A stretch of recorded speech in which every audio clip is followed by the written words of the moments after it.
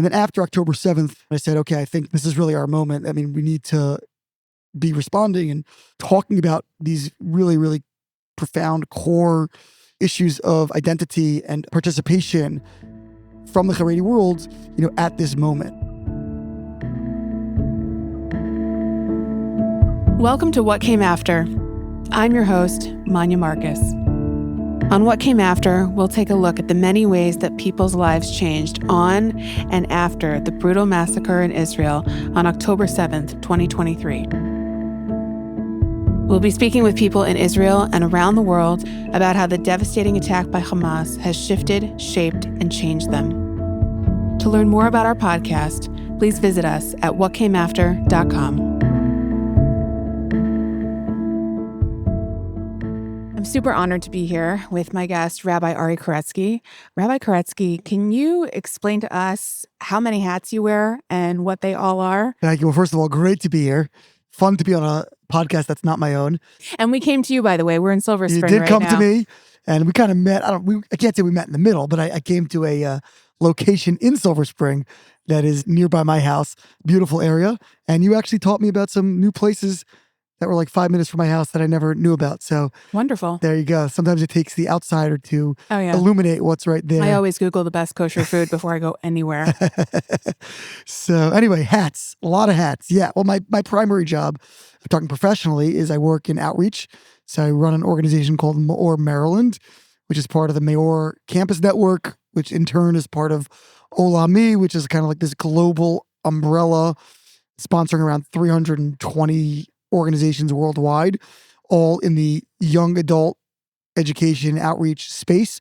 So that means dealing with students of college age, 18 to 22, and young professionals, 22 to around 30, 32 in that range. So my main gig is working with college students at University of Maryland, where I've been for 20 years. Thank God, since I was 9. And I've also recently started doing some work with another Olami affiliate called Masora DC, which works with young professionals in DC. It's run principally by Rabbi Teitelbaum, who's been in this game a lot longer than me even, and a real legend in the DC area and really nationwide. There's tens of thousands of Jewish young professionals in the greater DC area. And so I've been trying to get involved, helping my alumni who move there, but also just more broadly helping expand that operation and participating or investing where I can. That's primarily on the outreach side of things. I've had the privilege of hosting a couple of podcasts. So my first podcast, my longest standing podcast, was called Jews You Should Know for the last 7, almost 8 years. Started in 2017, before podcasting was cool. Wow. And have over 200 episodes. I've actually taken a bit of an extended hiatus on that now.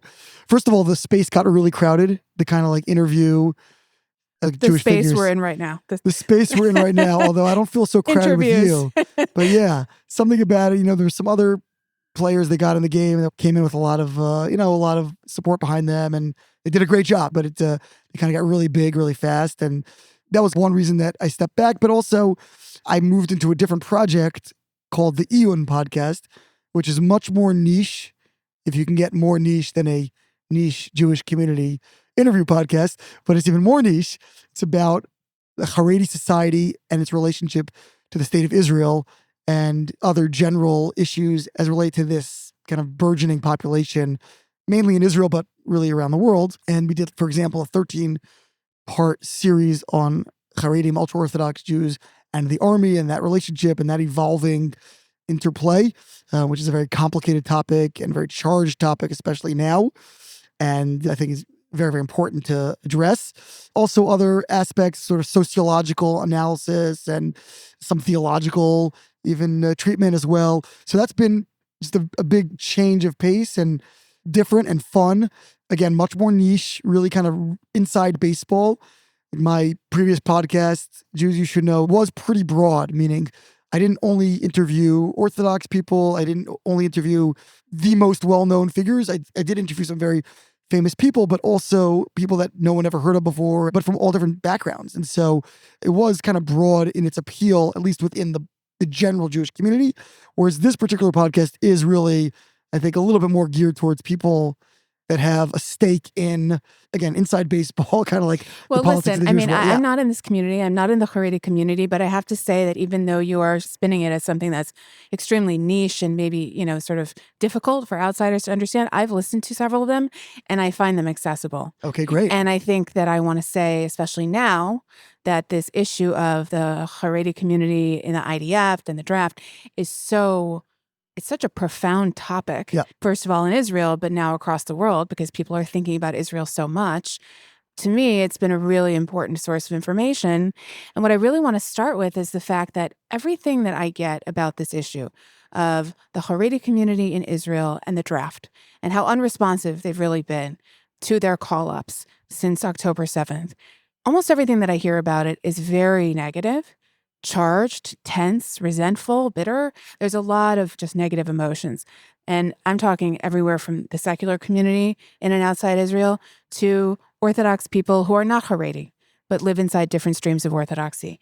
And I'm actually hoping that you can sort of paint this picture for us of what this issue is all about, but maybe imbue it with a little more compassion. Yeah, it's always important to try to, as you said, view things with compassion, because at the end of the day, everyone's human and everyone's Jewish, and these are our brothers and sisters, as much as it's sometimes difficult to feel that way in both directions. I think the Haredi side of things needs to really appreciate the sacrifice that's being made by so many across the spectrum of Israeli society and recognize the immense contributions, not only militarily, but also in terms of building the economy and running the government and all these kinds of things. I'll start by saying, first of all, I'm in a little bit of a funny position because I don't live in Israel myself. And from a personal, philosophical, even a practical perspective, I don't live the life of certainly an Israeli Haredi, right, which is a much, much more insular life than the one I lead. I live a life that's a little broader than I think your average American Haredi as well. But I think I've tried to understand the ideology and the thematic thrust that's behind these concerns or these challenges. So I'll give it my best shot. But again, I'll state as a disclaimer, at the end of the day, my personal opinion is that there needs to be a lot more integration and a lot more participation. So I don't want to sound like too much of an apologist, but I can do my best at articulating the position. But I think people just don't understand who aren't even adjacent to that world. Right. What are the issues? And it would be helpful if you could frame them for us as best you can. Okay, so the issues are as follows. And again, I think some of these are, again, if you look at these objectively, some of them may be outmoded claims or may be anachronistic in a certain way, but they are certainly deeply held feelings or sentiments in the community at large. There are, I would say, macro concerns, and then there are specific, particularistic concerns that people in the Haredi community have. So the macro, I think, is actually the most underlying, really, because there's a lot of noise around this issue, but at the end of the day, it comes down to a core issue of identity. The Haredi community was established as a very small and beleaguered minority, really in the 1950s, around the personality of the Chazon Ish, the great rabbinic sage in Bnei Brak, outside of Tel Aviv. And when the draft exemptions began, there was about 400 people studying in yeshivas that were relevant to these exemptions. We're talking about just a tiny handful of people. At that time, there's no question that the state, in its early iterations, was largely antagonistic, at least to what we consider a Haredi conception of religion, and even potentially to religion in general, right? The early Zionist founders, by and large, were atheistic, socialists, and so forth. Again, obviously, there are many strands in Zionism. There's always religious Zionism, and right. But those who really held the reins of power were coming from a secular perspective, and they did many things to, sort of advance that agenda and so forth. So there is a epigenetic, inherent fear that the Haredi community has towards the state. Zionism itself is an incredibly fraught ideology within the Haredi community, right? You could have tens of thousands of people living in Israel and by all measures participating widely in society, and yet wouldn't consider themselves Zionists or don't consider themselves aligned, again, ideologically or psychically with the state of Israel, right? They see themselves as religious Jews living in Israel and even living in the state of Israel, but not as Zionists. And that's very, very hard for most people who live in Israel to understand, because what do you mean? Like, I'm here as part of the Zionist project. I'm building the land. I'm building the state. So it's very hard to wrap your mind around that. But there is this sharp distinction that's drawn in people's minds. As a result, there's almost a sense that probably the greatest objection that people in the Haredi community have actually is a lack of any objection at all, meaning the lack of even thinking about it. It doesn't even cross people's minds, right? It's like going to the army is not something that even remotely surfaces on their radar, right? Because like that's for them, it's not for me. And there's no really good reason, right, that they could articulate. And then of course, I'll get to some of the particularistic claims, but there isn't really, it's not really about that. It's about this underlying sense that we are different. We are separate. We are apart from. We are a community that we are spiritually anchoring this place.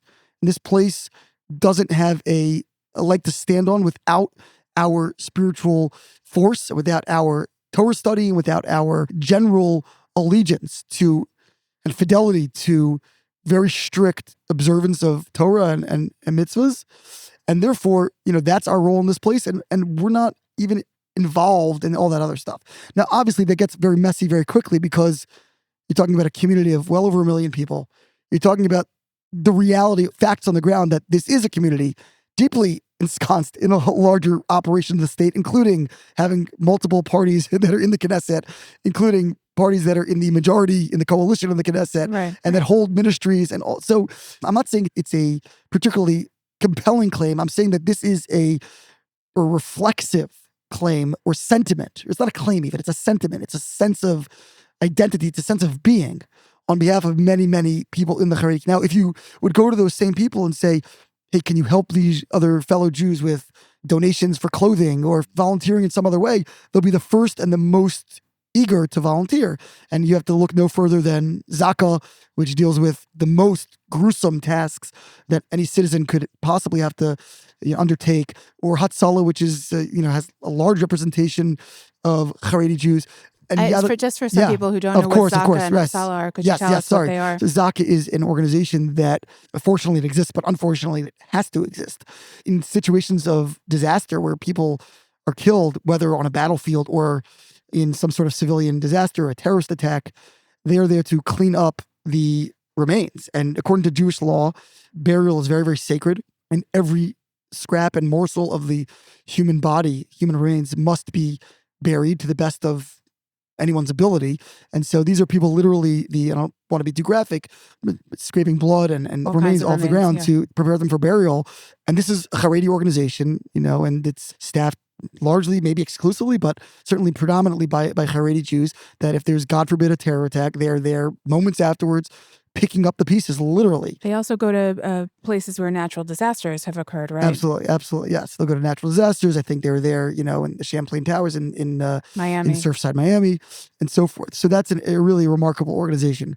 Hatzalah is a emergency first response organization, which is not founded by Haredim. Eli Beer is more of a Dati Leumi, a religious Zionist type of Jew, but he has brought in a tremendous number of ultra-Orthodox Jews and Hasidic Jews and so forth into the ranks of that organization, which is an incredible first response organization that aims to have 90 seconds or less response time to any emergency, basically anywhere in Israel. And it's an incredible track record. And you see people, in long side locks, payas, flopping around on the motorcycles, these ambu cycles that they drive around.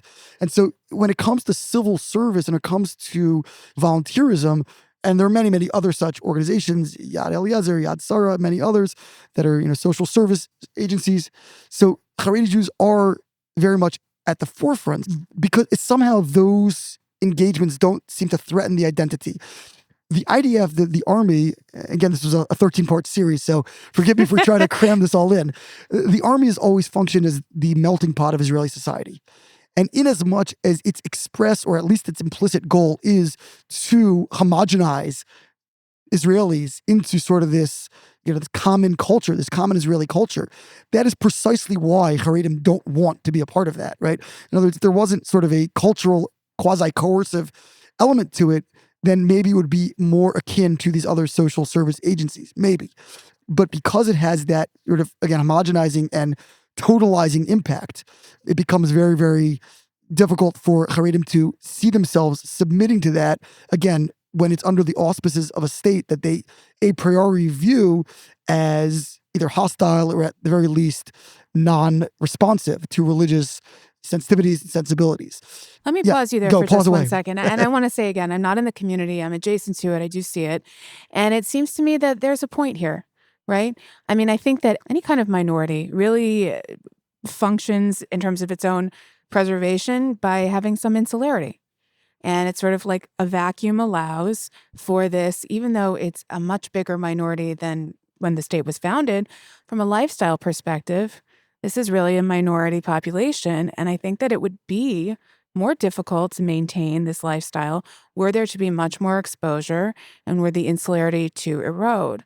And so I'm very sympathetic to that. I don't know if that's part of what you hear. Yeah, absolutely. And that's compounded by the fact that the word Haredi means to tremble, means trembling. The whole, it is a conservative community at its core. That is sort of the defining ethos of what it means to be Haredi, is to be resistant to change. Now, again, there's a paradox there because there are some aspects of it that it themselves are non-traditional in a certain way.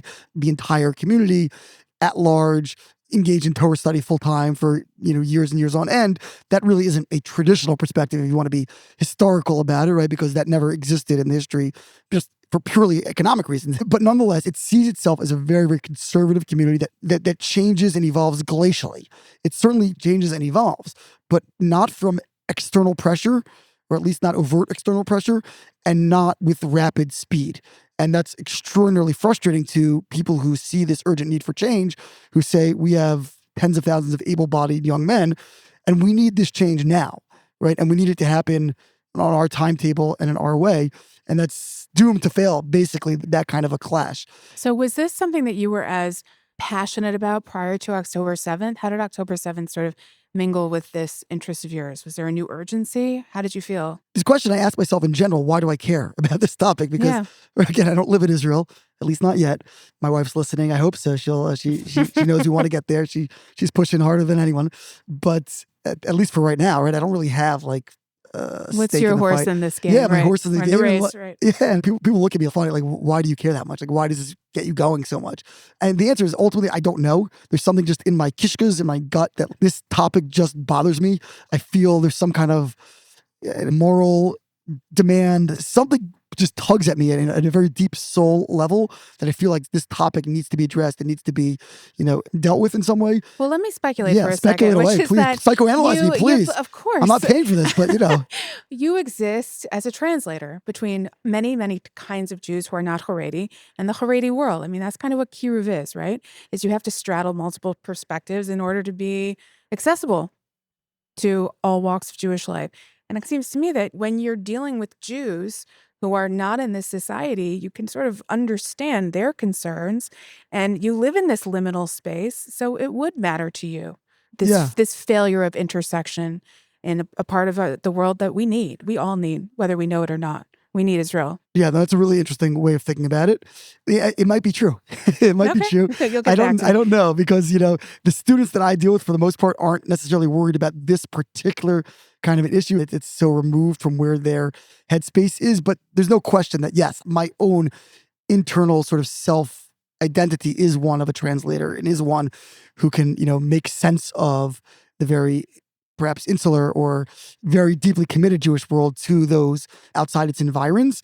I guess maybe it's my own sense of resistance of the cognitive dissonance. I want that world to make sense, and I want that world to be discernible and also morally upstanding, right? And to be a place of integrity and compassion and responsibility. And it could be that it just rankles me when I feel like, we're falling short in that department. But that could be why. That could be why. Let's talk about October 7th. Okay. When did you realize that what had happened? We were in the middle of a Chag here. When did you figure out that this had occurred? So I think like everyone else, observant Jews at least, it was very strange because it started trickling out on Shmini Atzeret, the first of the kind of the 2 days of the holiday. And I remember hearing started hearing reports, people, mostly like, the proverbial security guard at shul. And then all of a sudden, people are crowding around him and looking at his phone and, hearing little things, and you hear, 50 people were killed. And you're like, 300 people. You start hearing different numbers and people kidnapped. It was all very, very foggy. And I remember already by the evening, which transitioned into Simchat Torah in America, there was already a very strange kind of vibe, and people were celebrating, but also like trying to get news and didn't know how to respond. It was just really strange. And again, getting back to my own personal sense of things, even on Simchat Torah itself, I felt like I was more removed or kind of distant. I felt like everyone was a little bit shaken, but I felt like I was a little bit more. And again, maybe that's something deep in my soul about my connection to Israel and, and people there. But I was very, very unsettled. And I remember going to a meal on Simchat Torah Day, and we were talking about it, but like nobody really knew what was going on. And then I remember sitting at an event, kind of like closing the whole holiday, at the end of the holiday, a little meal, and the rabbi was speaking, and he scrapped his prepared remarks and was talking about how, we have to go on in times of difficulty. But again, nobody really knew. And I remember darting out of shul as quickly as I possibly could after services ended at night to run and read my phone. And then it was just the, total absorption in the news that I think the whole world was engaged in. So it was just slowly unfolding news cycle that was really strange and really, debilitating in a way, but that was, yeah. Debilitating is a good word, but it sounds like you bounced back in the sense that this gave you a new focus as far as your podcast, where you wanted to put your energy. It seems like it. I mean, didn't Iyun start after the war began? Yeah. So, I mean, even before that, I kind of forced to bounce back just by nature of my role on campus. I guess it's always helpful when you have a constructive role to play in a tragedy. Maybe it's just distracting you from your own emotions, but, you are kind of thrust into a position where you have to be there for others. So obviously running an organization, it's immediately, okay, what's our response? How are we, interacting with students? Do we even run programs? I remember that very weekend, I had a planned event in Atlanta. I was taking a group of students to Atlanta for a weekend retreat. And do we cancel it? Do we continue it? Do we get security? All of those kinds of things. Starting with the podcast, it's interesting. The podcast is actually something I had pitched to Rabbi Pfeffer, who's the head of now it's called the Iyun Institute. It started as Tikva Israel, which was a division of Tikva USA, and this was the Haredi division within Tikva. And of course, like all good Jewish organizations, of course, it split off. And then there was Tikva Israel, was now separate from Tikva USA. Sure. And then within Tikva Israel, there's this Iyun Institute, which is kind of part of Tikva Israel, but kind of its own thing. It's very Jewish. Wait, what does Iyun mean? I never even... Iyun means to investigate it, to look into. And it's a play on words in the yeshiva parlance. When something says tzarich iyun, it means like at the end of maybe a study session or at the end of a reading, you might see those words tzarich iyun, like this requires further investigation, further treatment. And so Rabbi Pfeffer, through this Iyun Institute, through Tikva, had been running this journal called Tzarich Iyun. It's an online journal, largely in Hebrew, but with some original material in English and also some translated articles in English, which was basically dealing with a lot of these similar topics that the podcast is now dealing with in a written form. Now, he's a pretty impressive guy. Yes. He is Haredi. He's an Israeli Haredi, and he also served in the IDF, if I'm not mistaken. So Rabbi Pfeffer actually only recently has been, I think he may be doing Shlav Bet now. He never actually had served himself, but he was been very, very involved in this whole process, and he's very, very sympathetic to IDF service, and I would say in many ways is one of the people pushing pretty strongly for change from within. There are many people agitating for change from without, which of course is, understandable, but he's one of the few and one of the most, I would say, courageous and boldest pushing for change from within. He is Haredi. Now, again, he's Anglo-Haredi, so there's always kind of like, maybe he's not the real McCoy, because, the Israeli Haredim is like kind of one step further. He comes from England, so he did have a more broad background, but he learned in Haredi yeshivas for many, many years. He's the son-in-law of a very prominent Haredi rabbi. He is a Dayan, a rabbinical judge on the court of a very, very impressive and important Haredi rabbi named Rav Usher Weiss. Yet he went then to Hebrew University to get a law degree. He clerked at the Israeli Supreme Court, and he's a very profound thinker and become kind of the spokesperson for this substrata of Anglo-Haredi society. I had pitched him a few years ago already because we'd been in touch for many years, and I was always interested in his work, and I'd gotten to know him in a few different capacities. And I'd pitched him on the idea of a podcast, and he was interested, but it never took off. And then after October 7th, not immediately, but sort of as everyone was processing I reapproached him and I said, okay, I think this is really our moment. I mean, we need to be responding and to be formulating ideas and talking about these really, really profound core issues of identity and participation from the Haredi world, at this moment, right? And so he heartily agreed, and we kind of threw together a little group and we sketched out a bunch of episodes and guests and all of that. And then I actually was on a trip to Israel with a bunch of Jewish professionals in January of 24, which is earlier this year. And that's when we actually recorded the first number of episodes live from his offices there, and then subsequently recorded a bunch more remotely. So that was sort of the genesis of the podcast. It had been germinating for a while before October 7th, but October 7th kind of gave it the kick that it needed to really launch into reality. In one of your recent episodes of Iyun, it might have been the most recent episode, you'll forgive me, I don't remember the guest, but you basically said to him, do you think that Haredi society follows the trends of its own media, or that Haredi media follows the trends of Haredi society?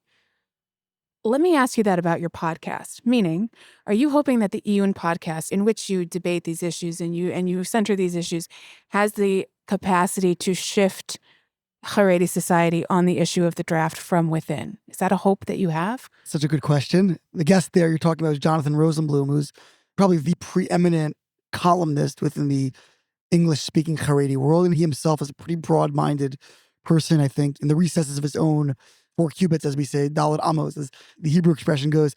He probably has a pretty solicitous attitude towards things like army service and so forth. It's a great question. Look, I don't want to be overly hubristic about what I think I can achieve from my little corner here in Maryland. It's probably overly ambitious to think that I can have really move the needle. But if I could stimulate conversation and have people thinking about these topics from a more sophisticated, more nuanced perspective, and not just from a reactionary position, then I think that's a win. There's a lot of people out there that live on this, like you said, this liminal space.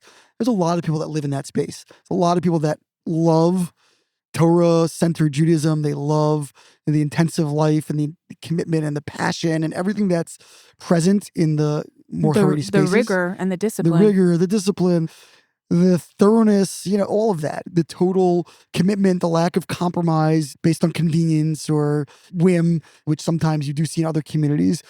And so there's a lot of beauty there, right? And there's a vitality and also this mushrooming, blossoming community, right? All over. I mean, my son is studying in the Lakewood Yeshiva now, BMG it's called. It was 8,000 young men there. I mean, it's a whole world, an entire city that's really built around this yeshiva, and then all the businesses and all the culture that's grown out of that epicenter. So we're talking about something that's really a tremendously powerful force that is going to take on more and more prominence in the Jewish world, especially as, sadly, there's so much hemorrhaging on the other side of the equation, on the sort of the leftward flank of the Jewish people in terms of intermarriage and people not raising Jewish families and having lower birth rates and all of these things, so that only shifts the demographic realities of the Jewish people. And I say that with no degree of joy, because that is a very tragic demographic reality. So I love this place and I love this community, but there's things about it that don't cohere, that feel unsettling, or that maybe don't jive with my pre-existing beliefs in other areas. And so people are grappling with these issues. What is the future and what does this look like in Israel and around the world? I should say it's not only about army service, and some people were like, okay, enough of the army discussion, like, can we move on to something else? And I get that. It's grappling with, in general, what does this community look like? To talk about the Haredi community as a monolith is really a vast oversimplification. There are many, many, many sub-communities within that. And certainly some of those sub-communities are seeking an identity, seeking a sense of clear, defensible principles that they believe hold up to scrutiny in the broader Jewish world, while also holding on strongly to everything that they love about Harediism, if you will, or again, just intensive Jewish living. So I think is just driving conversation. I just got a call from a friend of mine who's a rabbi in Florida. And it's funny, I hadn't spoken to him in a couple of years. I spoke to him on Friday about something completely unrelated. And then I guess I was on his mind. Then he called me back today and he said, hey, by the way, totally separate from what we were talking about on Friday, are you hosting this Ewan podcast? I was like, yeah. Like, how did you know about it? He's like, there's a guy in my shul who's a very influential guy. He's, very interested in Israeli politics and all these kinds of issues. And he sent me this podcast. But I listen on 1.75, so I wasn't sure if it's you and whatever. I'm like, I always sound like I'm on 1.75, so I don't know. But that's true. You are a fast speaker already. Speaker. Exactly. So I was like, yeah, that's me. So he's like, well, great job. I'm enjoying it. I drive to work and listen to it.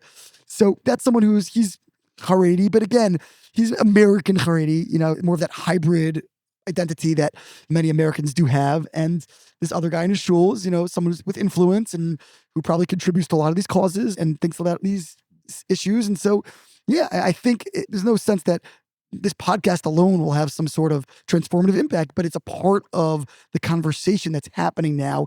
And there are tectonic shifts that are occurring and that just have to occur by simple dint of the demographic realities.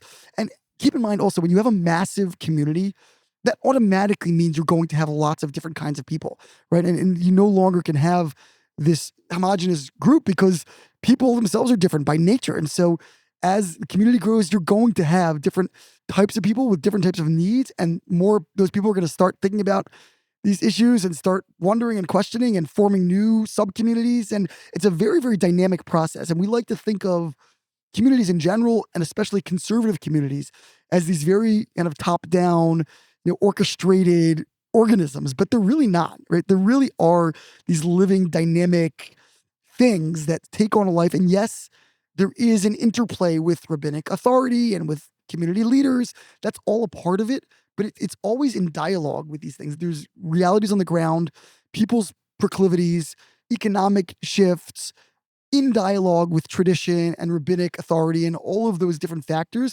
It's a very complicated mix. And the result of that mix is always some sort of evolution, some sort of change. I have 3 more questions. Okay. A friend of mine just got back from Israel, and she was having her husband's tallis bag personalized, embroidered, yes, when one of the sirens came. And she said that it was a Haredi man who owned the store, and he's like, do we really need to go to the Maman? Right. And I wonder, your contemporaries, do you think that they feel a level of fear about their daily safety in Israel that would compel them to shift their approach to being in the army? Does that make sense? Like, are they afraid enough? You're saying that maybe the fear is not present enough to sort of, the urgency isn't felt to that degree, perhaps. That's what I'm wondering. It's interesting. I mean, I think there's a lot to say about that particular anecdote. They did go in a mamad, by the way. Eventually they did. I think it's really illustrative in certain ways. Look, a lot of this happened also during COVID. There was a lot of discussion about this and different attitudes towards COVID. And I think in retrospect, there's a lot that's redeeming about the Haredi approach, actually, which was somewhat ridiculed during COVID.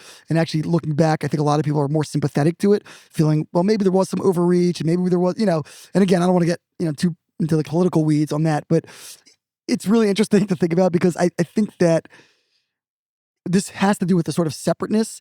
There's this really interesting blend of faith, authentic faith, right? With maybe naivete, with a separate identity and sense of the sirens for other people. What does that really mean? It's whatever. It's not for me, and again, this is a much bigger observation about Haredi society in general, about how it operates sort of almost autonomously from within. And therefore, because it has its own sort of rhythms and logic, internal logic, right? So sometimes the external or exogenous regulations that are imposed upon it are sort of dismissed as irrelevant or uninteresting to them because we're already operating. We already have a very defined set of rules and rhythms by which we function. And so we don't need this sort of external, artificially imposed set of laws. And so sometimes that becomes very challenging because you need a common civic contract within a nation, within a people, and that can create real friction when there are parts of the community that are not, and it's not just the Haredi community, there are other parts of Israeli society that sort of operate this way as well. I think that's part of what's going on. Part of it is also kind of faith. That's what I found actually really beautiful about that. And it's like, it sounded like so there's like a real mix. Right. Because if you look at it objectively, let's say we talk about in Jerusalem, like what's the actual statistics on impact in Jerusalem? And, God forbid any one person is too much. But in terms of what are the odds that a missile is really going to hit me right now? Like, come on. So like average Haredi person might look at it and be like, come on, that's not right? That's part of it. Part of it, again, is faith. Part of it is this sort of sense that I'm living by a different sort of set of rules. Not that they're not living by rules, because they're living by a tremendous number of rules, Absolutely. right? It's just a different set of rules, right? And that's really, really frustrating to people on the outside who want them to live by the same rules. And I'm not saying they shouldn't, by the way. I actually think people should live by these common rules, because I think that's how you have a functioning state. But, I can understand the internal logic that dictates, that's for them, but we're doing something a little different. Yeah. By the way, they were fine. They were fine. Right. Okay. Why haven't you moved to Israel yet? Such a great question. Just for your wife. I was gonna Shout out to your wife. Malka, did you put her up to this? Well, I haven't moved to Israel yet. Well, is there ever really a great defense? I think I have a pretty good defense now. Number one is the work I'm doing on campus and in general with young people here in the diaspora, I think really is vital. I do feel incredibly fulfilled and I guess needed on a really day-to-day basis, not some sort of abstraction where it's like, I'm kind of writing articles or just doing podcasts and I feel like I'm changing the world. When I'm in my campus role, I really am with students like all day, every Shabbat almost, trips throughout the year. I mean, it's a pretty comprehensive engagement and I'm far from the only one doing that. Obviously, I have a whole team just on my own staff, and at Maryland, you have an amazing Chabad, an amazing Hillel, and that's just at our campus. So there's plenty of people doing that. But I do think that is some level of justification. I think it's important. We can't give up on millions and millions of young Jews who aren't really in any way tethered to their tradition. The level of apathy and illiteracy in the broader Jewish world is staggering. Yes. And incredibly concerning. And I don't have illusions that I can wave a magic wand and, reverse the tide. But I do think that I can make an impact on individuals and perhaps dozens or perhaps hundreds of individuals who in turn impact their current families and their future families. And so to me, that's really, really meaningful and vital work. I'll tell you, this is a very familiar answer to me, because we often ask people who are in roles that are similar to yours what the dynamic is between being shared by their own family and the greater community. And it's got to be bit of a teeter-totter there, right? You belong to this community, you want to make an impact, you have tremendous impact. Your wife wants you. Absolutely. My family is incredible and they sacrifice the most, I would say, in terms of my hours and things like that. It's a lot of schlepping. It's a lot of just me not being around. I try to be as present as I can. I try to really be an engaged husband and father. That's super important, obviously. But that's the other part of it, is also raising children is complicated. And especially when you operate in this Jewish subculture that I occupy, which is kind of this liminal space, is a great way to put it. It's difficult to raise children that way in Israel. It's a land of extremes, as we know, and it's not a simple place to just insert children and raise them in this hybrid reality with this tremendous passion and connection to their Judaism, but also with, a sense of belonging to the broader world and secular education and things like that, which you can do very comfortably in America. And in Israel is not so simple. There is, of course, a large and always growing community of people like that in Israel, especially centered in Beit Shemesh, Ramat Beit Shemesh, places like that. And very likely that some of my children will end up doing that, or we ourselves would end up in a place like that. And that's amazing. I do feel blessed that we've raised our children where we've raised them. Of course, I would love an alternative history to have raised a family in Israel. And God willing, I'll be able to see grandchildren there. But I do love the community we raised them in. And I do think it allowed them to become incredibly balanced while also really passionate and educated Jews. So it's a tough call. But my youngest is still in school, still in high school. It's not a simple thing to wrest them from their social environment. And you can't sacrifice your children on the altar of your own ideals. And so that's another part of the equation. And then of course there's always the financial piece and, what would we do there and how would we, make it and all that. But that's lesser, I think, than the sense of mission and then the sense of education for the children and where to raise, where we have raised our family and where we feel we need to complete this stage of that process, if that makes sense. It does. Okay, so I'm going to toss you a softball here for the Let's end. do it. My favorite. How has this crisis, we're in a crisis, I think, as a Jewish community. Has it changed you at all, spiritually, theologically? Do you think about Judaism and God differently than you did on October 6th? That's not a softball, huh? No, that was a joke. Yeah, that was definitely a joke. I was waiting I'm for, not known for my I was like, what's softballs. your favorite color or something like that? But, that's a tough question. Theologically, philosophically, I don't have a profound answer at the ready, and I don't want to invent one. Look, I think this is obviously our generation's defining event. You're a few years younger than me, but not many, and so you obviously remember 9/11. That was a defining event for Americans of our generation and above us. The kids I work with on campus today, they weren't alive 9/11. The freshmen today were born in 2006. If you could believe that. Wow. So, 9/11 was 5 years before their birth. So this is going to be a generationally defining event for all of us. There's no question it's made me think more about what does it mean to be part of this labyrinth, this tapestry of the Jewish people? What are my responsibilities to it? What do I believe my community's responsibilities are to it? And where is that left wanting? And where are the areas that it could be improved? And also where are the areas that this community can contribute profoundly to a larger Jewish world that might feel very, like we said earlier, destabilized and very untethered? And what's the grounding that the fervently observant community can offer to people from across the Jewish world?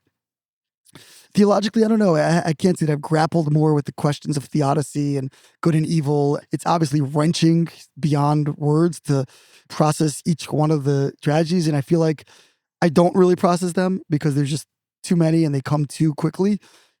Not just October 7th, but then each subsequent individual, this soldier and the next soldier and the next person. It's just, I'm not, I think probably a lot of people are like that. They just process it on a kind of superficial level because it's too much to, if I would really try to like inhabit the pain of each individual family, it's just impossible. I would just be totally immobilized and that wouldn't be helpful to anyone. So I don't know that I fully assimilated it enough to even have these really transformative questions or changes in my theological perspective. I don't know. I think this is the kind of event that will require years to really process retrospectively and see like, what did change for me? Like you talk about generationally defining events.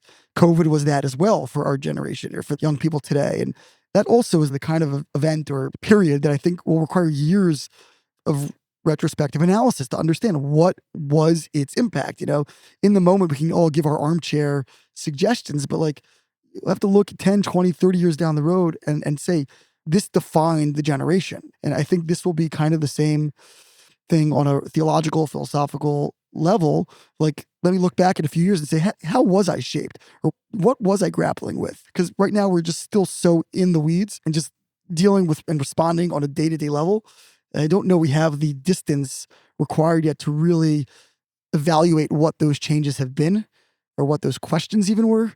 But there's something that you're saying yeah. right now that I just find really powerful, which is there's a crisis and the response to tragedy is, what's my responsibility? I mean, I don't know if that's uniquely Jewish because I'm not in other communities. Right. But I do know that is something that is unbelievable amount of volunteerism. Oh, it's incredible. Specifically within the Haredi community. But everywhere. But everywhere. It's unreal.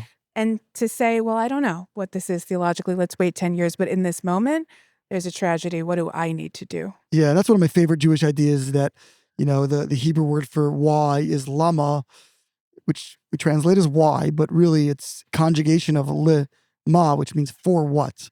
Why something happens is really beyond our ken. Those are the deep secrets of the universe, and God is beyond time, beyond space, and we occupy this moment in time, this tiny speck of the universe. So again, it's really sort of presumptuous for me to presume that I could understand the why, the deep why, the capital W why. But the for what is something that I can sink my teeth into and think about, okay, what is my responsibility? Where do I go from here? What am I supposed to do with this? Who are the people in front of me? Who's in my orbit? Who is in my remit, so to speak? And what can I do for them to uplift them, to serve them, to inspire them? That includes, of course, myself and my family, but more broadly, that's all the people that I'm interacting with or could be interacting with, should be interacting with, right? And that is the responsibility, not just of a Jewish professional, but of a Jewish individual who lives in this moment. So hopefully that's something we can all think about. And the crises, the theological crises, we can maybe file away for another day. But the response of passion and education and inspiration and connection is something that we can actualize right in this moment right now. Well, I think we should stop there. Thank you so much. Thank you. It's a really interesting conversation. I appreciate your time. You're pretty busy, so thanks for stopping by. It's an honor and a pleasure, and you should only have great blessing with your podcast and with everything else that you're involved in. Thank you so much.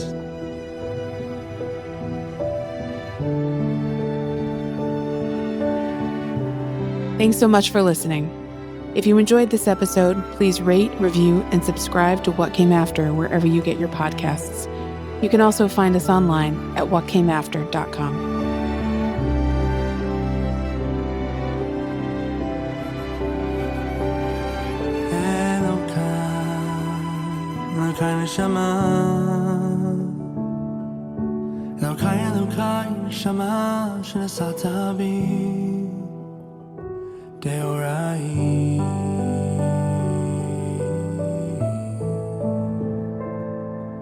אתה ברסה, אתה יצרת, אתה נפחת בי,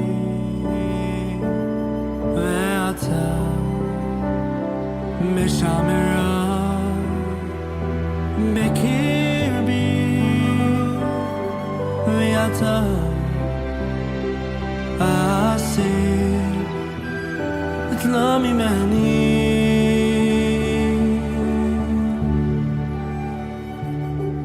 אלוקיי נשמה שנשאת בי טהורי,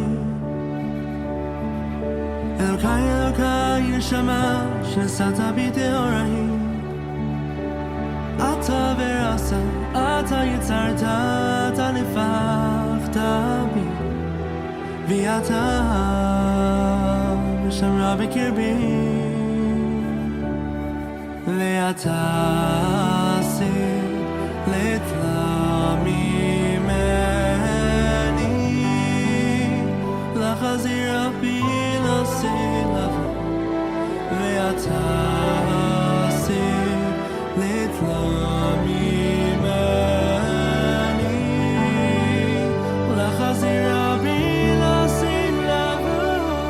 אלוקיי נשמה שנשאת בי טהורי, אלוקיי נשמה שנשאת בי טהורי, אתה ברסה, אתה יצרת, אתה נפחת בי, ואתה משמרה בקרבי, ואתה אסיר לתלה ממני, לחזיר בי לסלב, ואתה